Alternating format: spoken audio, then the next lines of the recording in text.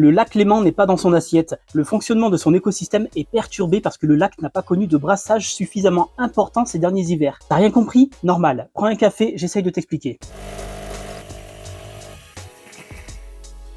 Alors déjà, c'est quoi un brassage? Pose ce décapsuleur, ce sujet n'a rien à voir avec la bière. Le brassage d'un lac, c'est lorsque la température de l'air extérieur chute. Ça entraîne un refroidissement de l'eau qui se trouve à la surface, cette eau devient plus dense et peut s'enfoncer pour se mélanger avec les eaux profondes. Ce phénomène est accentué s'il y a des vents forts et tout cela crée des courants verticaux. Ce brassage est important parce qu'il permet d'apporter de l'oxygène au fond du lac. En échange, les profondeurs partagent leurs nutriments avec la surface, comme le phosphore ou l'azote. Sauf que le brassage du lac Léman n'a pas été complet cet hiver.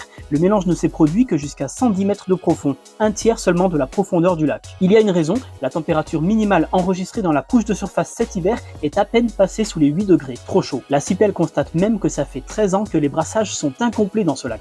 Le dernier date de 2012. Alors tu l'as compris, le réchauffement climatique n'y est pas pour rien. Mais alors pourquoi ça perturbe l'écosystème? Eh bien parce que la quantité d'oxygène au fond du lac a fortement diminué, moins 70% par rapport à 2012. Il n'y en a pas assez pour assurer la survie de la faune des grandes profondeurs, comme les vers oligochètes et les mollusques. Autre conséquence, une diminution du zooplancton, et comme c'est leur nourriture, une diminution du nombre de poissons.